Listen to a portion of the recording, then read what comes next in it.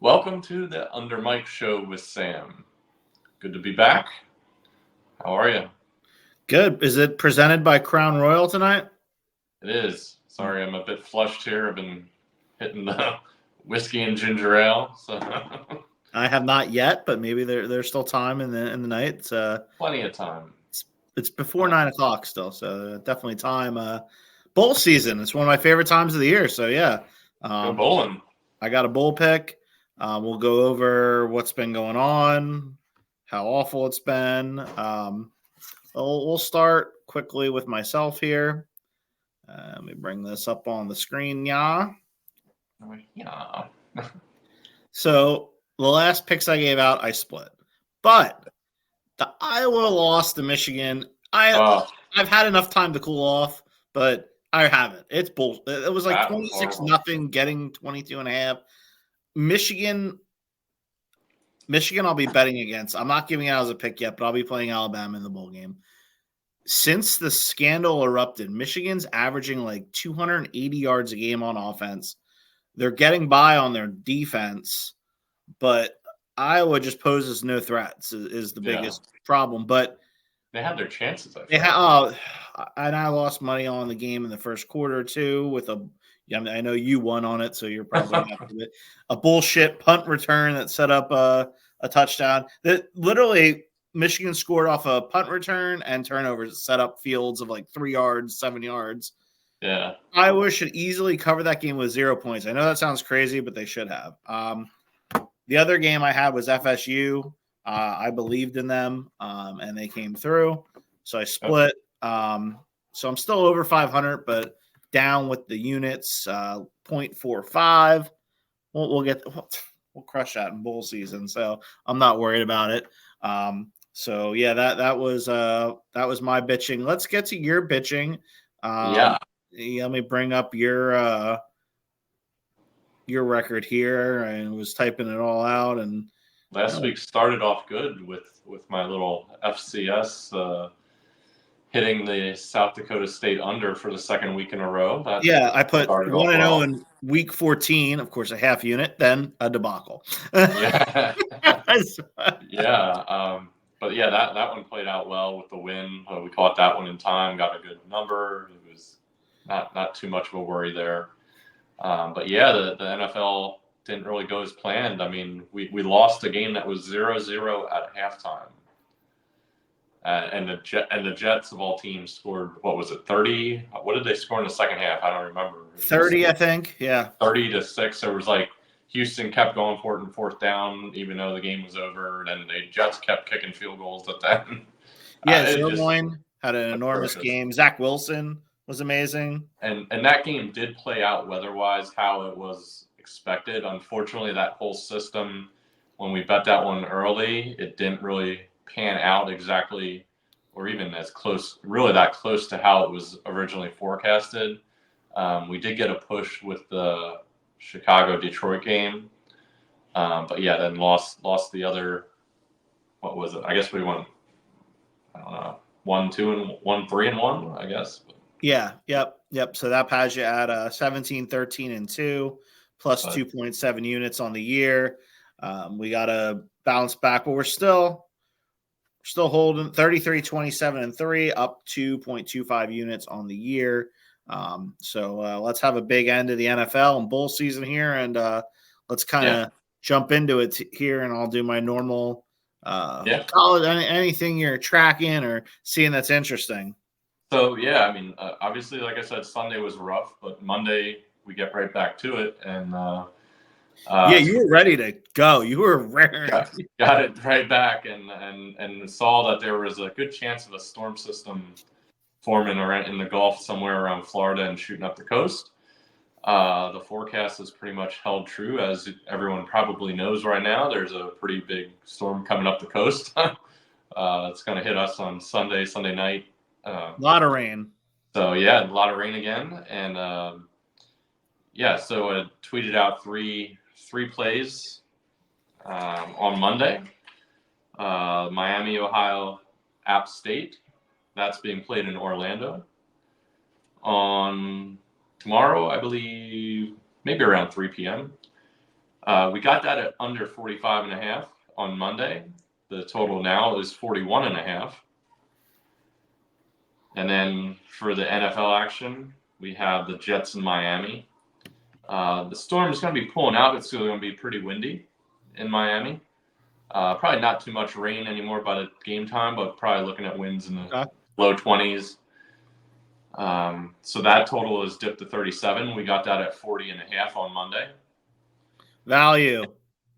And then lastly, which is probably going to be the worst of all three, the Falcons and the Panthers. Not just because it's the Falcons and the Panthers. There is going to be some pretty heavy rain, I think, during that game and win. That Interesting. I think if the timing plays out, that's going to definitely be the worst. Probably win-wise, 15 to 20, and some pretty good rain. Probably a little bit more so in the second half, but we got that one early. Again, that was 35 on Monday, and it's now showing 33.5. So I got a big fantasy matchup. I'm thinking maybe then I sit Bijan Robinson, although I never get him right because they don't use him as much as a low-scoring game just should basically mean less touchdowns. He's been touchdown dependent, to be honest, because yes, they haven't used him as everybody thought they would as a bell cow back. He could get a bunch of short passes, maybe because of bad weather, but I was thinking passes. I mean, you could get a decent amount of. I've got better options. He does get a fair amount, anyways. But you're right. It hasn't been those big numbers. It's having to get to 1 or 2 touchdowns to make it a good day for him, with like 30 or 40 yards rushing and maybe 40 yards receiving or whatever. But I mean, it's a tough call. They're playing Carolina. I mean, sometimes they go to Allgeier. You know, if anyone scores, it's probably going to be them. I don't know.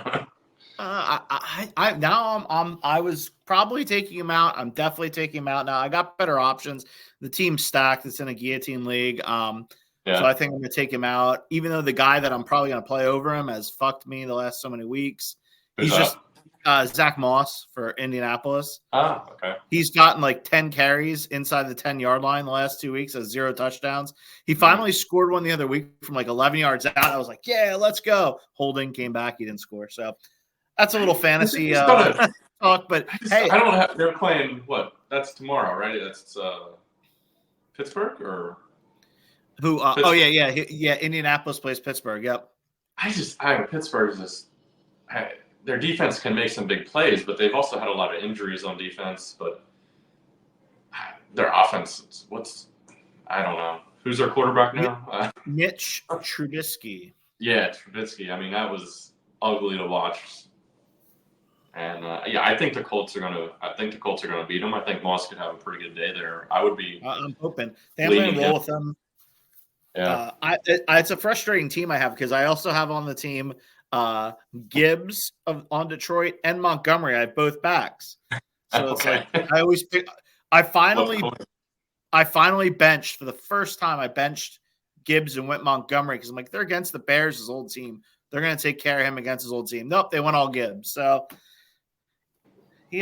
always wrong. So so we got some storms and everything we're tracking. Anything that pops out right now that could be a future play or anything else you're looking at? I mean, I've been looking at some of the bowl games coming up within the next week. I think there's one every day almost. Nothing else within the next, say, looking ahead through Friday to next Saturday. Nothing yet. So, okay, I will announce my first official bowl pick. But follow me at the Real SCAV on Twitter. Follow UnderMike 626 on Twitter. I'm going to release a bunch more bowl plays as we go. But this one, giving you right here, Georgia Southern -2.5, -115. That's literally everywhere I saw is -115. Everybody has the exact same line. You take a quick peek at it, and it's Georgia Southern who's sputtered badly down the stretch, and they're 6-6 versus a MAC team, slightly maybe a better conference than MAC, close 9-3 Ohio. Well, Ohio's best player and quarterback opted out. He's going to go play for Indiana next year in the Big Ten. and that shows that he's pretty solid. That he can make the jump from the MAC to the Big Ten, even though Indiana's not a great program, but that's a pretty big jump. He means a lot to this team, the leadership, and I think Georgia Southern is really just going to key on the run for Ohio because that's all they're going to have. They're playing a grad student I think he went to UCF originally, never played there. Transfer to Ohio. He's the backup. Last name I believe is Navarro. Everything never. This is a big opportunity for him. Don't get me wrong. So I'm sure he'll be pumped. But I think it's going to be one of those spots where Georgia Southern comes to play. Ohio's like, what the hell? Like, our quarterback left. I questioned some of their motivation. And I think the line, too, tells you a little bit here that Georgia Southern favored over Ohio.